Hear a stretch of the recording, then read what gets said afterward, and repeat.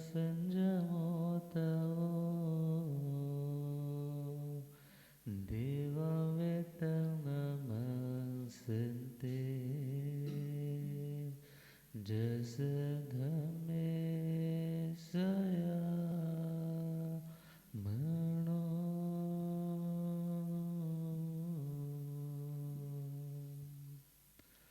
प्रभु वीर के पावन कथा महावीर के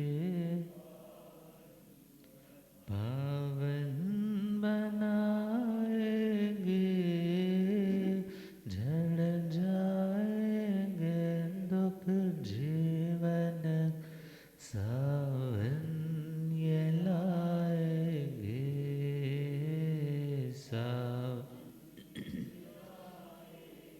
प्रभु वीर के पावन कथा महावीर के पावन बनाएंगे झड़ जाएंगे दुख जीवन सावन ये लाएंगे सावन बिंदु से सिंधु होने की सुंदर कहानी है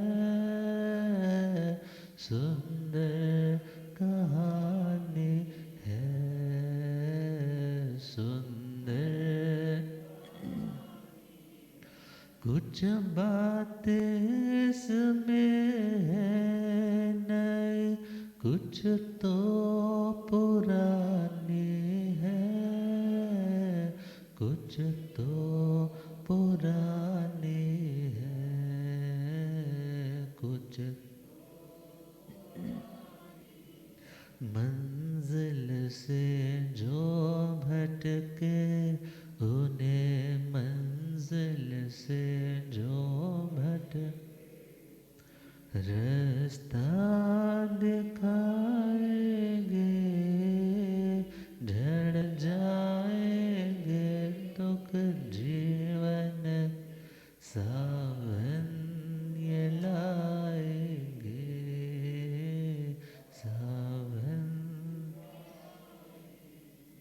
अनंत अनंत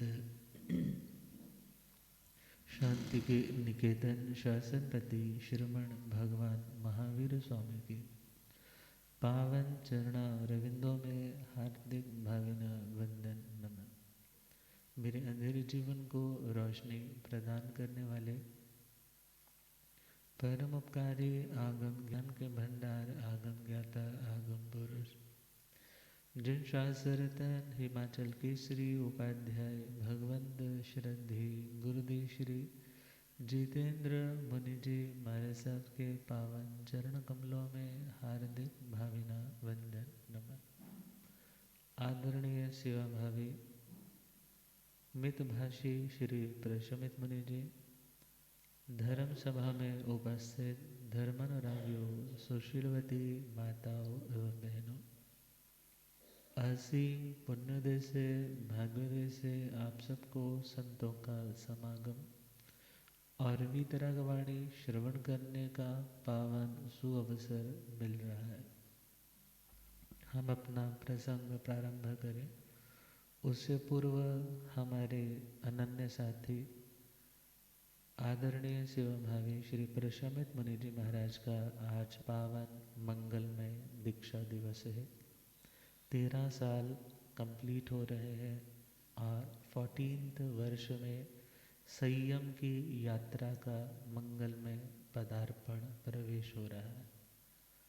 रानिया की पावन नगरी में जिनका जन्म हुआ और पारिवारिक संस्कारों से धर्म का वातावरण मिला और गुरुदेवों के पावन चरण शरण में आकर के 2 फरवरी सन 2012 में इनकी पावन दीक्षा होशियारपुर जैन कॉलोनी में संपन्न हुई। तत्वों के प्रति गहन रुचि है, स्वाध्यायशील है, ज़्यादा बातचीत करना इन्हें पसंद नहीं है, मगर हाँ कोई काम की बात हो तो ज़रूर बोलने का भाव रखते हैं। और अपने में मस्त, अपने में मगन रहने वाले, सेवा के कार्यों में हमेशा पूर्ण भावना के साथ काम करने वाले। और जब कभी कक्षा प्रारंभ होती है और गुरुदेव पढ़ाते हैं तो तत्वों का या कुछ गति आगति की बातें चलती है तो इनकी अच्छी परिवर्तना रहती है। इवन पहले तो दशवीं कालिक जी सूत्र भी कंठस्थ था और उत्तराधन भी काफ़ी कंठस्थ कर रखा था। प्रतिभा संपन्न है, मगर हाँ प्रतिभाएं इनकी और निखरे और यह भी जिन शासन की महती प्रभावना करने वाले प्रभावक संत के रूप में आगे बढ़े, ऐसी शुभ मंगल भावना, इनका आयुष्य दीर्घ हो, इनकी संयम यात्रा दीर्घ हो और कर्मों की निर्जरा करते हुए ये उस अनंतता को प्राप्त करे जिस मार्ग के लिए घर बार छोड़ा और जिस मार्ग पर चल रहे हैं, गुरुओं की सह धर्मी बोले, अपने गुरु भाइयों की जो सेवा कर रहे हैं, इसी प्रकार इनका भक्ति भाव और समर्पण बना रहे। और इन्हीं शुभ मंगल भावनाओं के साथ अब हम पुनः अपने प्रसंग पर चले। श्री महावीर गाथा और पावन मंगलमय भगवान का 34वां चौमासा कंप्लीट हो चुका है और वैशाली नगरी के निकट वाणिज्य ग्राम में परमात्मा विराजमान। परमात्मा के श्री चरणों में वहाँ के एक बहुत प्रसिद्ध व्यापारी जिनका नाम है सुदर्शन श्रमणोपासक, परमात्मा के चरणों में आते हैं, वंदन नमन करते हैं और वंदन नमन करने के पश्चात भगवान से काल के विषय में प्रश्न करते हैं कि हे भगवान, काल कितनी तरह का होता है? तो भगवान ने फरमाया 4 तरह का। पहला प्रमाण काल, दूसरा यथायु निवृत्ति काल, तीसरा मरण काल और चौथा अद्धा काल।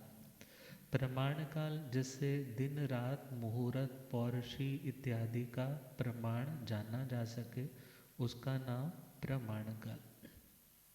और दूसरा यथायु निवृत्ति काल मीन्स जहाँ की आयु हमने बांधी है और वहाँ की आयु भोगनी है, और जो आयु एक बार बंध गई वह बिना भोगे छुटकारा नहीं, तो उसका नाम है यथायु निवृत्ति काल। तीसरा टाइप था काल का मरण काल, मृत्यु का समय, वह काल, वह घड़ी जब आयुष्य के पुद्गल समाप्त हो जाते हैं, जब दिए से तेल खत्म हो जाता है, तो जीवन असंस्कृत है, चाह कर के भी इस आयुष्य को दुनिया के कोई भी शक्ति बढ़ा नहीं सकती।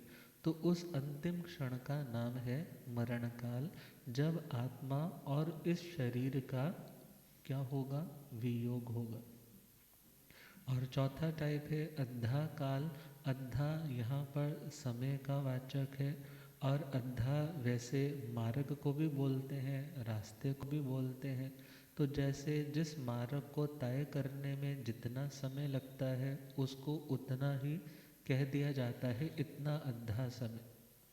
तो खैर यहाँ पर अद्धा शब्द हम स्टार्ट करें तो टाइम की सबसे शॉर्टेस्ट वाली जो डिवीज़न है उसका नाम है समय। उसका नाम समय। एक आँख झपकने में असंख्यात समय निकल जाते हैं। आँख ब्लिंक की बस इतने मात्र में असंख्यात समय। असंख्यात समय कैसे समझे? जैसे सपोज करो 1 लाख कमल के पत्तियों का ढेर किसी ने लगाया, 1 बाय 1 जैसे एक बुक तैयार की है। फिर किसी ने एक बहुत बड़ा सा सुआ, एक बड़ा सा पिन लेकर के उसमें जोर से मारा और लाख पत्र क्या हो गए? सपोज करो बिंद गए। अब बिंद गए हैं तो किसी ने पूछा कितनी देर लगी? बोले जी 1 मिनट में। 1 मिनट भी बहुत ज़्यादा। बोले जी कुछ बस एक बार में ही हो गया? सपोज करो कोई ऐसी ड्रिल मशीन हो, उसके नीचे ऐसे लगाए हो तो एक ही बार में लगेगा कि एक ही बार में हो गए। मगर यदि थोड़ा और बारीकी से देखा जाए तो जब पहले वाला पत्ता बिधा जा रहा है उस टाइम दूसरे वाला पत्ता सेफ था, मगर जब अगले पत्ते पर बारी आई तो चौथे वाला पत्ता उस टाइम सेफ था। अर्थात हर पत्ते के कटने का जो वक्त है वो अलग अलग है। जैसे हम उस उतने वाले टाइम ड्यूरेशन में भेद नहीं कर पाते, इसी प्रकार एक आंख झपकने भी असंख्यात समय निकल जाते हैं, मगर सामान्य लोग उसमें भेद। कपड़ा फटने का दृष्टांत भी दिया है, जैसे दुकानदार के पास कपड़ा लेने के लिए गए, बोले मेरे 4 मीटर काट दो, और जैसे उसने थोड़ा सा ऐसे कट लगा करके कपड़ा फाड़ा तो पूछा जाए कि कपड़ा फाड़ने में कितना समय लगा, बस जी यूं किया और फट गया, मगर यूं करने में भी कितना टाइम लग जाता है। अब जब पहले वाला थ्रेड तंतु टूटा है तब दूसरे वाला नहीं टूटा, जब दूसरे वाला टूटा है तो तीसरे वाला नहीं टूटा। अर्थात हर तंतु के, हर थ्रेड के टूटने का जो समय है वो अलग अलग है। तो इसी प्रकार असंख्यात समयों की एक आवलिका होती है, असंख्यात समयों की एक आवलिका होती है, और 256 आवलिका का एक शुल्लक भव होता है। शुल्लक मतलब छोटा। निगोद का सबसे छोटे वाला जो आयुष्य रहता है वो 256 आवलिका का रहता है। इसी प्रकार बढ़ते जाए तो मुहूर्त की फॉर्मेशन हो जाती है, मुहूर्त से चले तो पहर की हो जाती है, पहर से फिर चले तो 8 पहर का दिन रात बन जाता है, 15 दिनों का दिन रात का एक पक्ष बन जाता है, 2 पक्षों का एक मास महीना बन जाता है। इसी प्रकार चलते चलते ऋतु का वर्णन आता है। 6 मास वाले का आयन का वर्णन आता है, उत्तरायण है, दक्षिणायन है, फिर ये वर्ष का आता है, 5 साल का युग आता है। अब इस प्रकार चलते गए संख्यात असंख्यात काल, फिर उसके बाद पल्योपम की बारी आ जाती है। अनुयोग द्वार्य सूत्र में इनका वर्णन बहुत बखूबी और बहुत सुंदर उपमाओं के माध्यम से बताया है। और पल्योपम समझने के बाद 10 कोटा कोटि पल्योपम का एक सागरोपम आता है, जो हमारे बौद्धिक क्षमताओं से परे की बातें, मगर उपमा, एग्जाम्पल, दृष्टांत, सिमली के द्वारा भगवान ने इसको समझाया कि इतना इतना आयुष्य होता है। एक देवता और नारकियों का कम से कम आयुष्य कितना, 10,000, और उत्कृष्ट आयुष्य कितना, 33 सागरोपम। अब जैसे ही भगवान ने ये बताया कि इतनी लंबी लंबी आयुष्य होती है, तो कौन सुन रहे हैं, सुदर्शन श्रवणोपासक, वो सुन कर के ना थोड़ा कंफ्यूज से हो गए, कहने लगे हे प्रभु क्या इतनी लंबी आयुष्य पल्योपम वाली, सागरोपम वाली, क्या इतनी आयुष्य होती है? क्या ये इतनी आयुष्य एक दिन घटते घटते खत्म भी हो जाती है? तो परमात्मा उसे प्रैक्टिकली लाइफ में लेकर जा रहे, प्रैक्टिकल लाइफ, जिस आयुष्य को उन्होंने स्वयं भोगा। कोई भी जीव ऐसा नहीं है जिसने अनंत बार देवलोक नहीं पाए हो। 5 अणुत्तर विमानों की बात अलग है, मगर वैसे 21वें देवलोक के स्थान भी इस आत्मा ने अनेकों बार प्राप्त किए। तो भगवान उन्हें उनके पूर्व जन्मों में लेकर के जा रहे, और जैसे ही पूर्व जन्मों की हिस्ट्री रिवील होती है, सामने आती है, तो उनको सेल्फ रियलाइजेशन हो जाती है, उनको आत्मबोध हो जाता है, और परमात्मा के चरणों में दीक्षा के लिए तैयार हो जाते। विस्मित होकर पूछे पल्योपम सागर घटते, पल्योपम सागर घटते, प्रभु क्या सागर भी घटते। पूर्व भव वृत्तांत सुना तो पर्दे जा हटते, पर्दे जा हटते, सभी हाँ पर्दे बने महाबल ब्रह्मलोक के फिर गति आएंगे, झड़ जाएंगे दुख जीवन सावन ये लाएंगे। सा प्रभु वीर के पावन कथा, महावीर के पावन बनाएंगे, जड़ जाएंगे दुख जीवन सावन ये लाएंगे। सावन। बड़ी हैरानी हुई उस टाइम के बारे में सुन करके, क्या इतने इतने लंबे टाइम भी होते हैं। तो भगवान ने कहा ऐसे लंबे लंबे टाइम तो हे आत्मा तूने अनंत बार भोगी। और हिस्ट्री बैक लेकर के जा रहे हस्तिनापुर नगर, और उस हस्तिनापुर नगर में बल नाम के राजा और प्रभावती नाम की उनकी महारानी। अर्ध निद्रा अवस्था में महारानी प्रभावती ने एक सफ़ेद रंग के चमकते हुए शेर का, सिंह का स्वप्न देखा।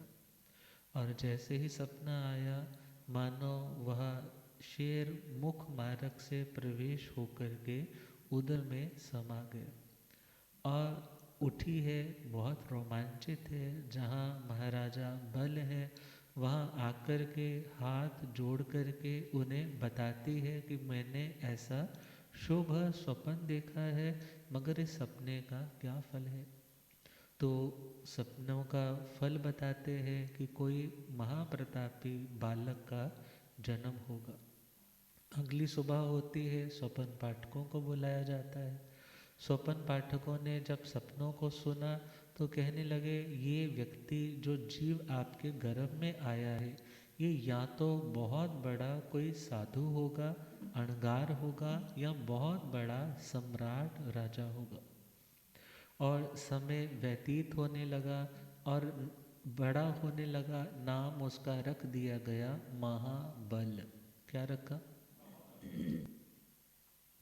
और नामकरण होने के बाद शिक्षा इत्यादि प्रारंभ हो जाती है, धीरे धीरे बढ़ोतरी हो रही है। और समय आने पर शिल्पाचार्य कलाचार्यों से विद्या अध्ययन करके लौटे। सभी अंग पूरी तरह से जागृत है और 8 राजकन्याओं के साथ उनकी पाणी ग्रहण, उनकी शादी हो जाती है। बहुत समृद्धि है, बहुत सुकून है ज़िंदगी में, मगर ये सुकून सच्चा नहीं है। और उसकी रियलाइजेशन उन्हें कब होती है? जब लोग जा रहे हैं सहस्रामर वन उद्यान की ओर, और कंचुकी से गेट कीपर से बुला कर के उसने पूछा इतनी पब्लिक जा रही है, क्या कोई वन महोत्सव है, क्या कोई नाग महोत्सव है, कौन आज यहाँ पर आया है जो पब्लिक एक ही डायरेक्शन में बढ़ रही है? बोले जी उद्यान में एक महामुनीश्वर धर्म घोष आचार्य पधारे हैं, और वे आचार्य थे भगवान श्री विमल नाथ जी के प्रपौत्र शिष्य। भगवान श्री विमल नाथ जी के प्रपौत्र शिष्य, तो उनके श्री चरणों में ये लोग जा रहे हैं। उनकी भी भावना बनी और तैयार होकर के वहाँ पर पहुँचे। 5 अभिगम का विवेक किया, जैसे वंदन लोग कर रहे हैं वंदन किया, और बैठ गए। धर्म देशना श्रवण की, संसार की अनित्यता के बारे में, आत्मा की शाश्वतता के बारे में, 4 गतियों के कारणों के बारे में जब जाना तो 5वीं सिद्ध गति की प्राप्ति की भावना अब उमड़ने लगी। और श्री चरणों में निवेदन किया कि मैं आपके चरणों में दीक्षा लेना चाहता हूँ। अब देखो दुनिया में जो सपोज करो मल्टी मिलियनायर है, अब मल्टी मिलियनायर भी उनके आगे थोड़े हैं। मीन्स इतना पैसे का अंबार है, मगर उन्होंने देखा कि इतना कुछ पाकर के भी मन में संतोष भोग इतने भोग रहे हैं, एक नहीं 8 राजकन्याएं हैं, अप्सराओं से बढ़कर के है, मगर इन सुखों में भी क्षणमित सुखा बहुकाल दुखा, अर्थात कुछ क्षणों का तो आनंद है मगर उसके बाद कोई आनंद की अनुभूति नहीं, लालसा ही लालसा बढ़ती जाती है। सोचा मैं अब आध्यात्मिक शांति के लिए प्रयास करूं, ये मार्ग सच्चा है, ये मार्ग अच्छा है, और निवेदन किया मैं दीक्षा लेना चाहता हूँ। तो घर में आकर के जो कौटुंबिक पुरुष है उनको भी सारी बात कही कि दीक्षा की तैयारियां कर दी जाएं, और माता पिता से आज्ञा भी लेनी है और पत्नियों को समझाना भी है। और वो समय आता है जब आचार्य धर्म घोष जी के चरणों में इनकी पावन दीक्षा संपन्न हो जाती, और उस साधना के बल से, इनकी उत्तम साधना और उत्तम साधना के बल से वहाँ से काल करके यह पांचवा ब्रह्म कल्प ब्रह्म देवलोक में पैदा होते, और वहाँ के उत्तम अलौकिक सुखों को तो भोगते हैं मगर उन सुखों में गृद्ध नहीं होते। धर्म करने से निर्जरा भी होती है और पुण्यानुबंधी पुण्य का भी बंध होता है। निर्जरा मतलब हमारे पाप कर्म भी कटते हैं, प्लस उसके साथ साथ हमारी पॉजिटिव जो इन्वेस्टमेंट है पुण्य की वो भी बढ़ती है, जिसके कारण हमें आने वाले समय में अच्छा परिवार मिलता है, हमें समृद्धि मिलती है, अच्छे कुल में जन्म मिलता है, शरीर निरोग मिलता है, और इंद्रियां स्वस्थ मिलती है, मित्रजन सब केयरिंग मिलते हैं, हर लोग हमारी इज्जत करने वाले मिलते हैं। क्षेत्र की वास्तु की मीन्स खुली ज़मीन हो, भले बड़े बड़े आलीशान मकान हो, किसी भी पदार्थ की मटेरियलिस्टिक पोजेशन की उन्हें कमी नहीं आती। देवलोक में रहते हैं, सुख तो भोगते हैं, मगर जैसे गुड़ के ऊपर मिश्री के ऊपर बैठी हुई मक्खी स्वाद तो लेती है मगर उसमें चिपकती नहीं, इसी प्रकार पुण्य का भोग तो हो रहा है मगर लालसाओं की वृद्धि नहीं कर रहे। यही भावना है, जब कभी भी समय मिलता है तीर्थंकर भगवंतों के श्री चरणों में जाएं, उनकी धर्म देशना सुने, या अपने ही स्थान पे उन आगम की वाचनाओं का स्वाध्याय इत्यादि करें। मगर जब जब वक्त मिलता भावना की विशुद्धि, संस्कारों की विशुद्धि, अनुमोदना के भावों के कारण वहाँ का भव पूर्ण करके 10 सागरोपम की आयुष्य पूरी करके, हे सुदर्शन आपका जीव उस ब्रह्म कल्प से कहाँ पैदा हुआ? वाणिज्य ग्राम में। कहाँ पैदा हुआ? वाणिज्य ग्राम में। और ये जो आज मेरे से प्रश्न पूछ रहे हैं ना, इतना लंबा काल कैसे हो सकता है, ये काल आप पूरा भव में ही भोग करके आए। जैसे ये घटना सुनी है, सुनते सुनते स्मृति पे जोर पड़ने लगा और मति ज्ञानावरणीय का पर्दा हटने लगा, और मति ज्ञानावरणीय का ही भेद है जाति स्मरण ज्ञान, और उन्हें अपने पूर्व की जाति का यहाँ मतलब पूर्व का जन्म रिकॉल हो जाता है। और जैसे सामने टीवी स्क्रीन पे सब कुछ दिखाई देता है, ऐसे ही पुराना रिकॉर्ड मानो सारे का सारा क्लियरली उन्हें दिखने लग पड़ा।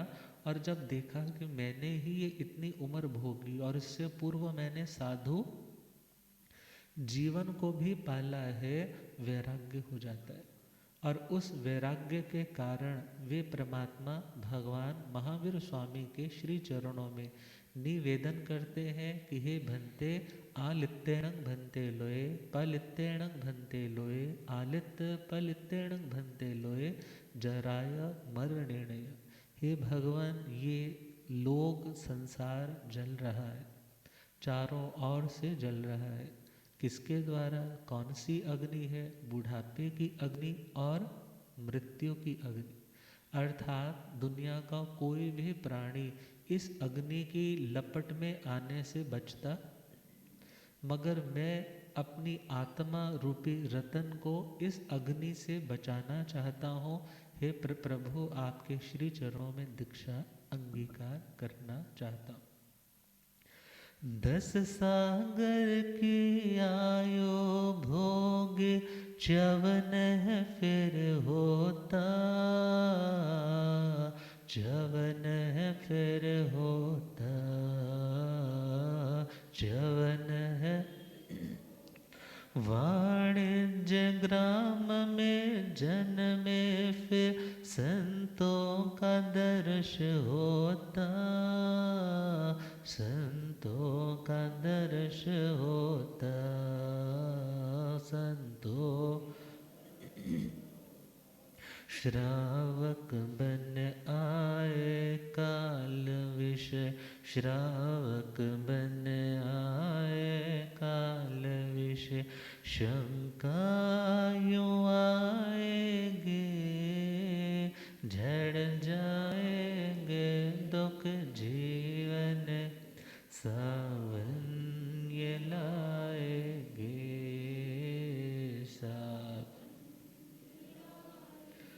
प्रभु वीर के पावन कथा, महावीर के पावन बनाएंगे, झड़ जाएंगे दुख जीवन, सावन ये लाएंगे सावन। धर्म सुना प्रभु वीर से, निर्मल है ध्यान हुआ, निर्मल है ध्यान हुआ, निर्मल है। जाति स्मरण के कारण पूर्व भव का भान हुआ,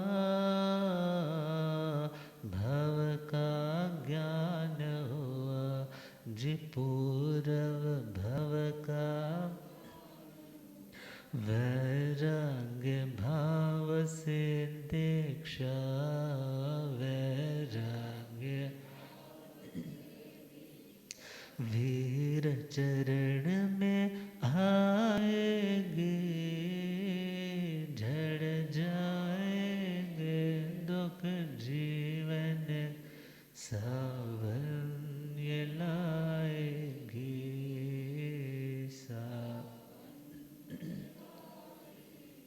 परमात्मा के मंगल में श्री चरणों में धर्म की बातें सुनते सुनते, पूर्व भव का वृत्तांत सुनते सुनते उन्हें इतना वैराग्य उमड़ा कि वह वैराग्य का ज्वार मोह की दीवारें तोड़ करके मानो मुक्ति के सागर में मिलने के लिए तैयार हो गया। परमात्मा के श्री चरणों में निवेदन किया कि मैं दीक्षा लेना चाहता हूँ, और जो जो जिम्मेदारियां घर की रही होंगी वापस लौट कर संभला करके भव्य दीक्षा यात्रा। और परमात्मा के श्री चरणों में आते हैं, ईशान कोण दिशा भाग में जाकर वेश परिवर्तन करते हैं, पंचमुष्टि लोच करते हैं और शिखा रख कर के परमात्मा के श्री चरणों में आए, शिखा ग्रहण की और आज से सामायिक चारित्र में आकर के वह सुदर्शन श्रमणोपासक सुदर्शन श्रमण के रूप में प्रस्तुत हो जाते और मानो क्या कहते, ऐसा जोगिया दा भेष बना लिया, सतगुर प्यार तेरे नाल पालिया, ऐसा जोगिया दा भेष बना लिया, सतगुर प्यार तेरे नाल, चाहे राह विच कंडे होण लख वे, ऐसा होना नहीं ओ तेरे कोलो वख वे, चाहे राह विच कंडे होण लख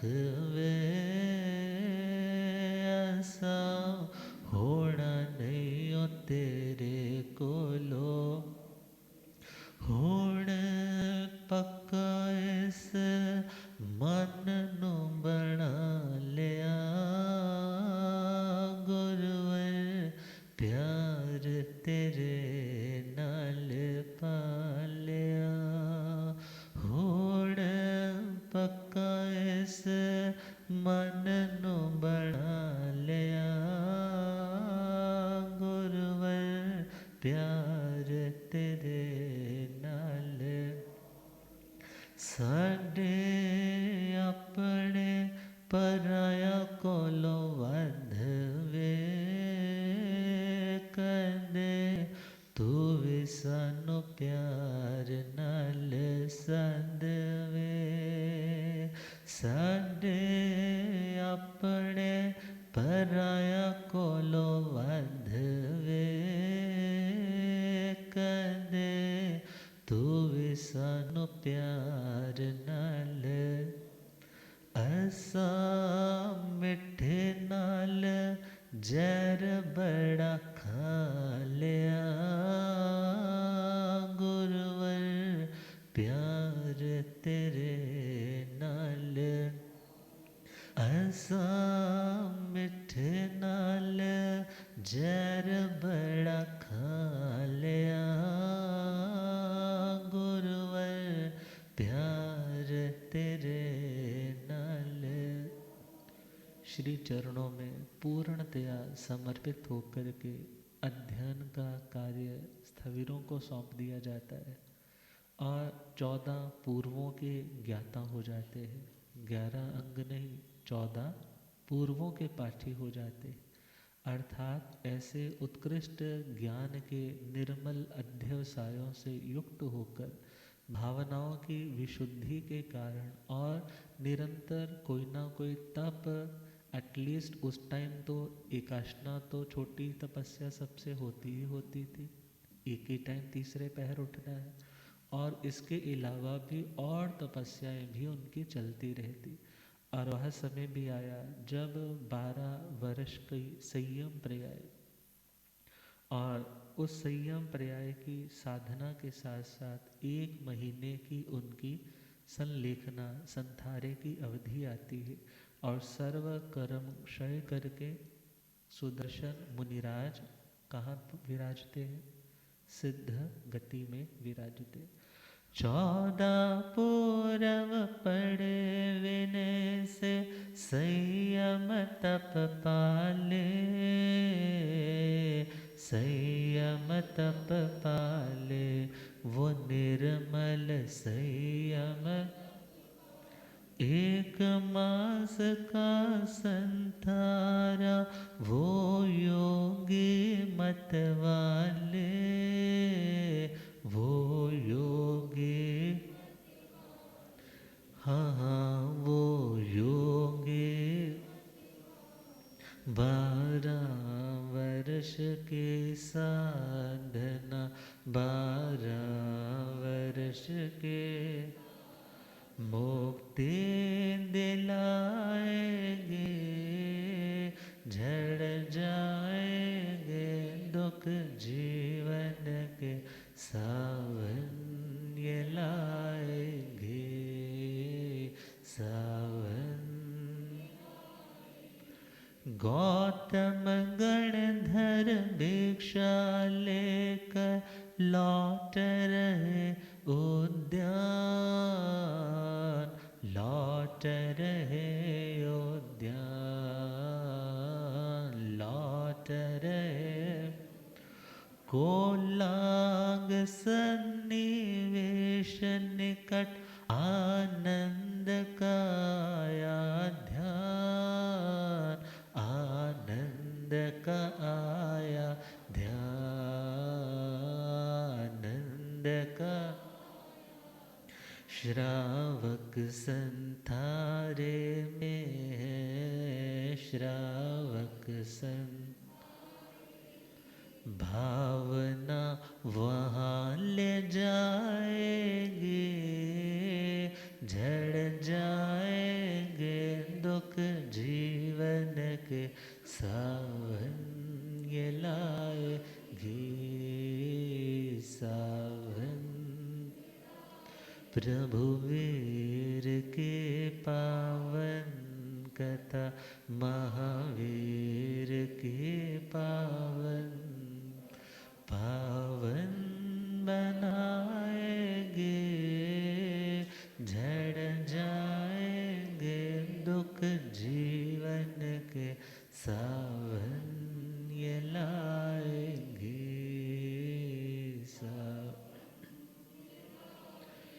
श्री इंद्रभूति गौतम स्वामी जी महाराज बेले बेले पारणा जिनका निरंतर गतिमान है दीक्षा के साथ, आज बेले का पारणा है और परमात्मा की आज्ञा लेकर के वह गोचरी के लिए निकले हैं।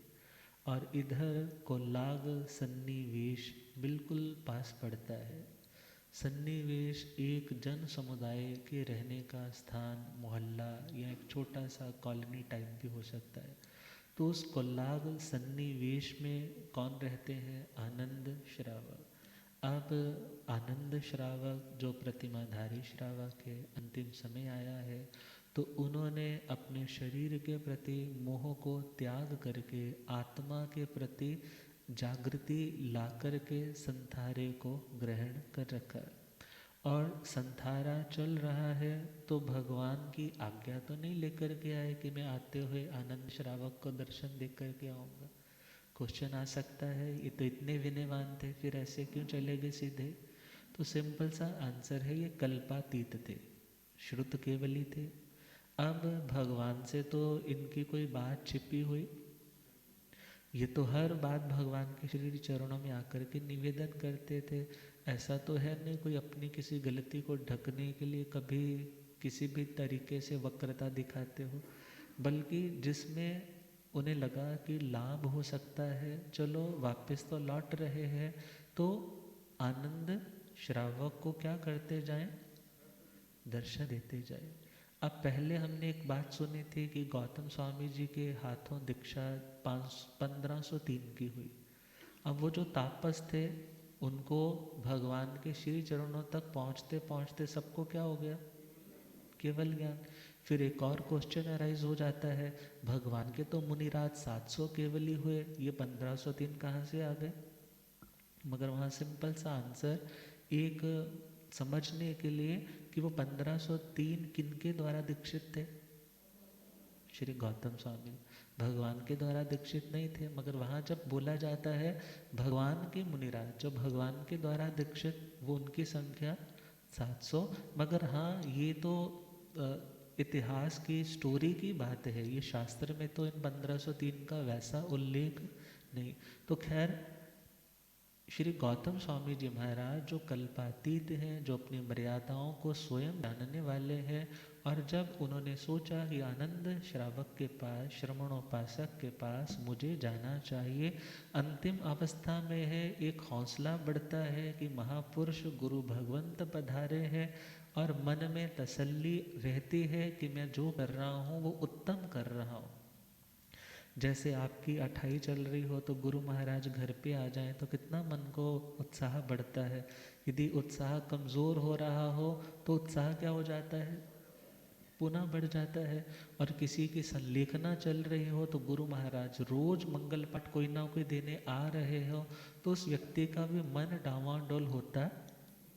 तो ये उत्तम परंपरा का निर्वहन कौन कर रहे हैं? श्री इंद्रभूति गौतम स्वामी जी महाराज कि एक श्रावक के भाव बढ़ते रहें, चढ़ते रहें, और मुझे भी उनकी अंतिम साधना में सम्मिलित होने का सुमंगल अवसर मिल सके।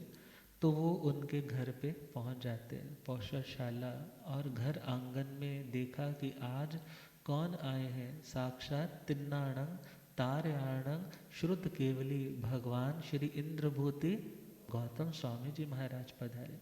जब समीप आते हुए देखा, वो तो पौषशाला में आकर के खड़े हो गए, मगर उन्होंने निवेदन किया आनंद श्रमणोपासक ने कि हे भगवान, इस संलेखना के कारण मेरे देह में अब इतनी शक्ति नहीं कि मैं उठ करके आऊं और आपके श्री चरणों में अपना मस्तक रख करके आपको वंदन कर सकूं, तो कृपा करके आप श्री मेरे समीप आ जाएं कि मैं आपके श्री चरणों में मस्तक रखकर चरणों की धूली अपने मस्तक पर लगा करके अपनी अध्यात्म की साधना में और आगे बढ़ सकूं। घर आंगन आए स्वामी आनंद करे अरदास, आनंद करे अरदास, आनंद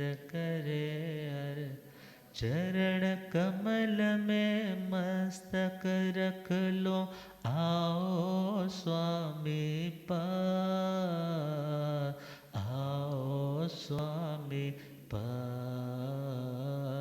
आओ स्वामी।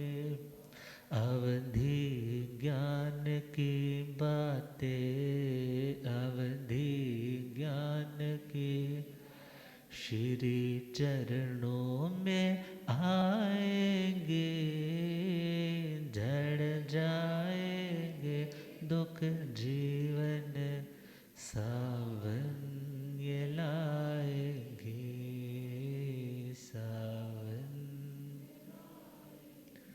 जैसे ही निवेदन करके अपने पास बुलाया और उनके श्री चरणों में मस्तक रखा, वंदन किया बड़ी भावना के साथ। मेरे घर में भगवान के ही स्वरूप कौन आए हैं? श्री इंद्रभूति गौतम स्वामी जी महाराज आए हैं, जो त्रिपदी को सुनकर के प्रतिबुद्ध हुए और ऐसे महान तपस्वी, महान तेजस्वी, गुप्त घोर ब्रह्मचारी, ऐसे परमात्मा स्वरूप आज संतों का पदार्पण मेरे इस पौषशाला में हो गया। और वंदन करते करते बड़े भाव विभोर हो रहे हैं और सोचा कुछ बातें ऐसी होती हैं हर किसी को बताई नहीं जाती, कुछ बातें ऐसी होती है, कुछ अनुभव ऐसे होते हैं जो हर किसी के साथ शेयर नहीं किए जाते, और कुछ प्रश्न ऐसे होते हैं जो हर किसी से पूछे नहीं जाते। अब चाहते तो वो पब्लिसिटी पहले भी कर सकते थे जी मेरे को अवधि ज्ञान हो चुका है, मगर उन्होंने कोई शोर नहीं मचाया। अब इंद्रभूति गौतम स्वामी जी महाराज पधारे हैं, गंभीर साधक है, तो सोचा कि इनके श्री चरणों में तो मैं बताऊं कि मैं इस समय क्या क्या देख पा रहा हूँ, हमारे धर्म की क्या क्या महिमा है, मेरा क्षोभम कितना को जागृत है। और कहने लगे, हे भगवान, क्या घर में रहते हुए साधना करने वाले किसी श्रावक को अवधि ज्ञान हो सकता है? अवधि मतलब एक सीमा में, एक अवधि में रहने वाले रूपी, जिसमें वर्ण है, गंध है, रस है, स्पर्श है, ऐसे पदार्थों का दूर बैठे हुए भी क्या हो जाए, यथार्थ ज्ञान वैसे ही उन्हें दिखने लग जाए। क्या ऐसा हो सकता है? तो बोले, जी आनंद श्रवणोपासक, ऐसा हो सकता है कि किसी श्रावक को घर रहते हुए अवधि ज्ञान हो जाए।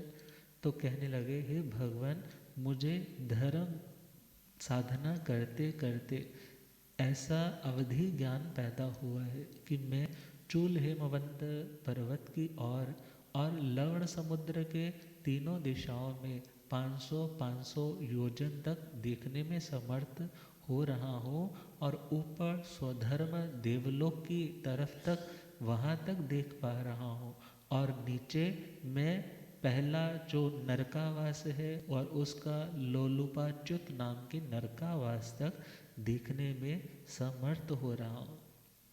जैसे ही अपनी ये बात रखी तो गौतम स्वामी जी कहने लगे, श्रावक को अवधि ज्ञान तो हो सकता है, मगर इतना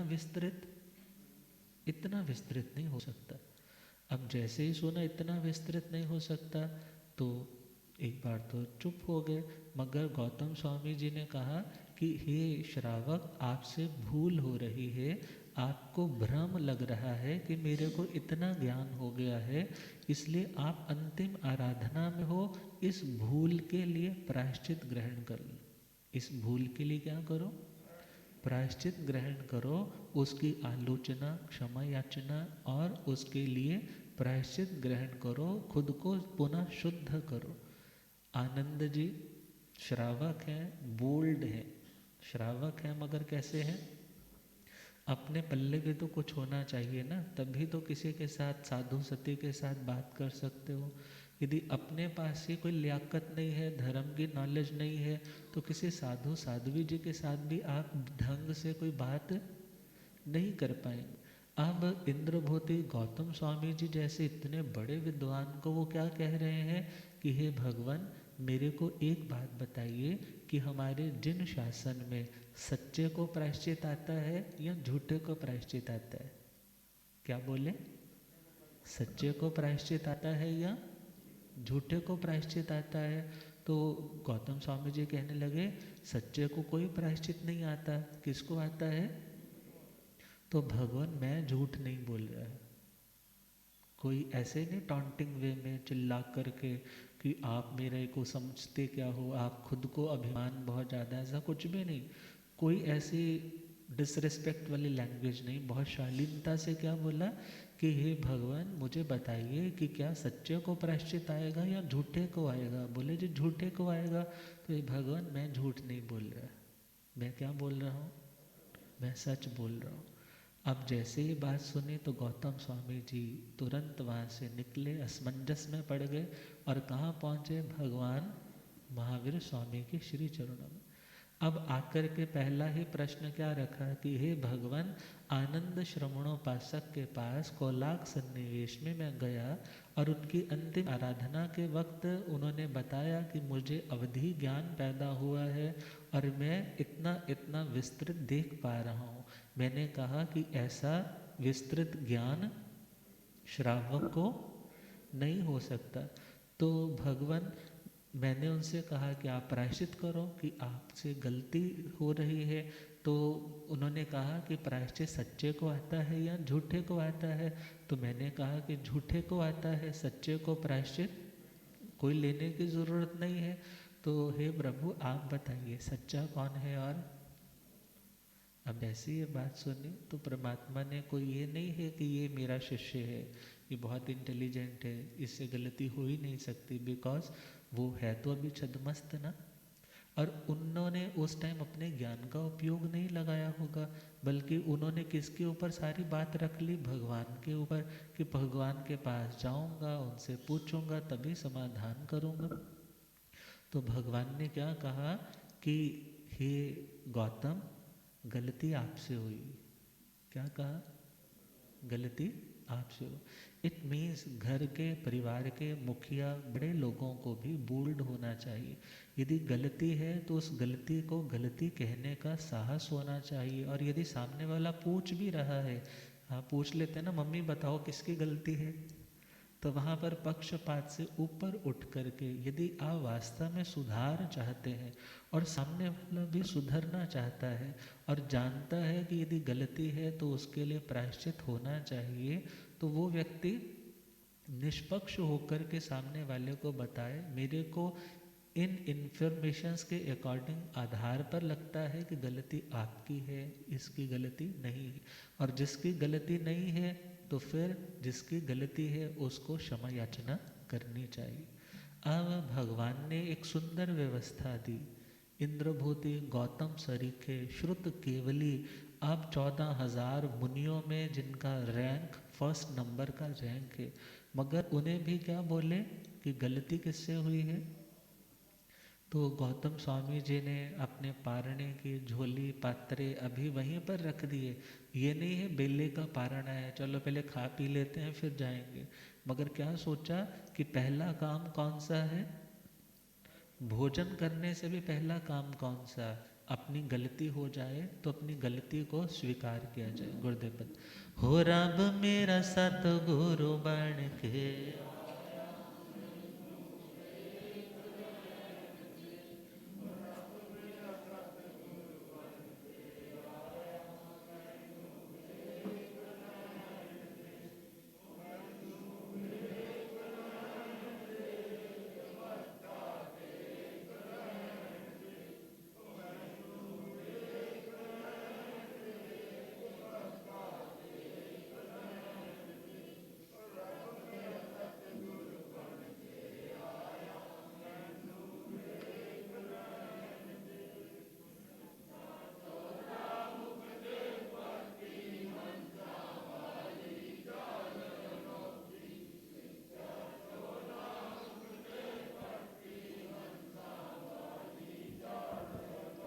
होए थे झुकदा संसार,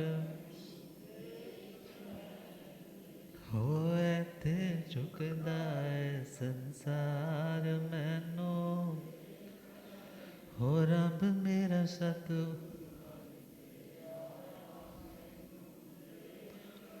हो पौंदे पौंदे पानी देंदा सूखे बूटे हरे कर देंदा पौंदे पौंदे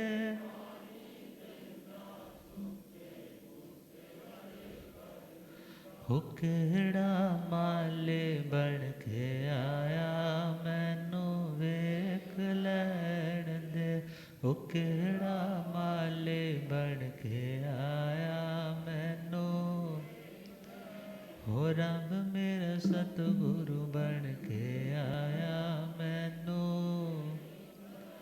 हो मैनू वेख लैण दे के मत्था टेक लैण दे हो मैनू वेख लैण दे के मत्था हो रब मेरा सतगुरु बन के आया मैनू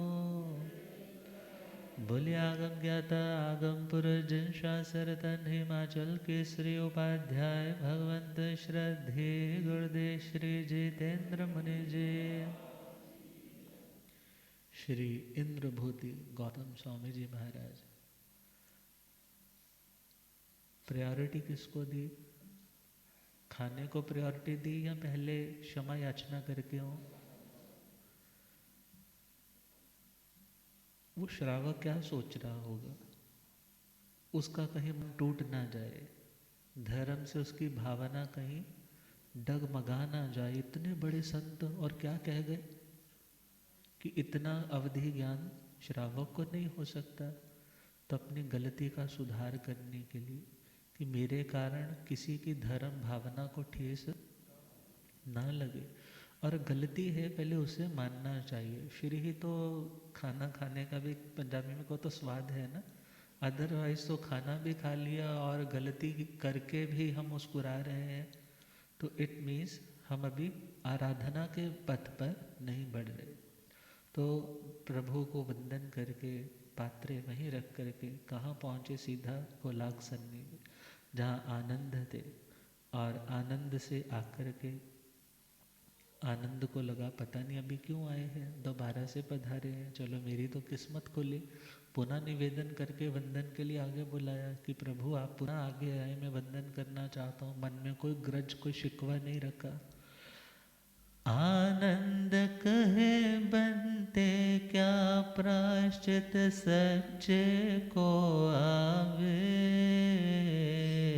सच्चे को आवे हम भनते सच्चे नहीं नहीं पर गौतम असमंजस में पड़ जावे, असमंजस में प्रभु से पूछा आकर, प्रभु से ओ गलती अपनी आएगी, झड़ जाएंगे दुख जीवन सावन ये लाएंगे, सावन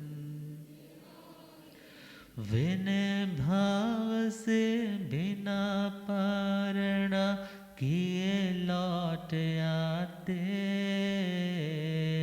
किए लौट आते हाँ गौतम किए लौट। श्रावक से क्षमा याचना खुद को हल्का पाते, खुद को हल्का पाते वो गौतम खुद को हल।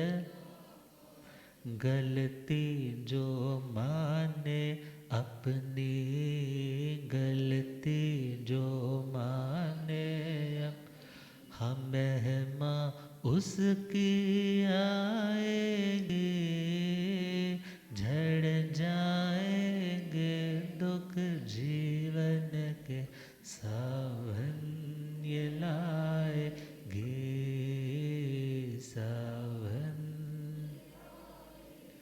गौतम स्वामी जी जो सर्वोत्कृष्ट अपने साधु समुदाय में ज्येष्ठ माने जाते हैं, श्रेष्ठ माने जाते हैं, परमात्मा के अनन्य जन्मों के साथी भी है, अनन्य भक्ति भाव भी है, मगर परमात्मा की किसी बात को चैलेंज करने का वो दुस्साहस कभी नहीं करते। ये नहीं कहा कि प्रभु हो गई सो हो गई, अब वो बंदा क्या सोचेगा, इतने बड़े संत थे, कोई बात नहीं, श्रावक सोचता है सोचता रहे, मैं तो बोला जो बोलना था। कोई डिबेट नहीं, कोई आर्ग्यूमेंट नहीं, विनय भाव के साथ उस श्रावक के पास पहुँचे और आकर के कहने लगे कि हे श्रावक आनंद, मेरे से गलती हुई। किससे गलती हुई? आप अपनी जगह पूरी तरह ठीक है, आपने जो अवधि ज्ञान का विषय बताया, इतना अवधि ज्ञान तो आराम से हो सकता है, और परमात्मा से जैसे ही मैंने ये पूछा जाना तो मुझे गलती का भान हुआ, मैं आपसे क्षमा याचना करने आया हूँ कि आपकी अंतिम आराधना इसी तरह निरंतर गतिमान रहे, मेरे हृदय में आपके प्रति कोई ऐसा गलत भाव नहीं। अब जैसे ही आनंद जी ने सुना तो उन्होंने तो जब पहले आए थे तब भी सेम रिस्पेक्ट दी, जब सेकेंड टाइम आए तब भी सेम रिस्पेक्ट दी। और देखा जाए तो जिन शासन श्रावक ऐसे विनयवान हो और साधु भी इसी प्रकार विनयशील हो तो परमात्मा का शासन आगे बढ़ता है। तो परमात्मा महावीर स्वामी और परमात्मा की ही देखा जाए अंशज वंशज बोला जाए, परमात्मा के ही श्री इंद्रभूति गौतम स्वामी जी महाराज, उन्होंने विनय की एग्जाम्पल सेट करके दिखाई और मानो क्या समझाया, तू किसी और से न हारेगा, तुझको तेरा गरूर मारेगा। तू किसी और से न हारेगा, तुझको तेरा गरूर मारेगा, बस ज़रा थोड़ा और इंतज़ार कर, सब्र जीतेगा और जुर्म हारेगा।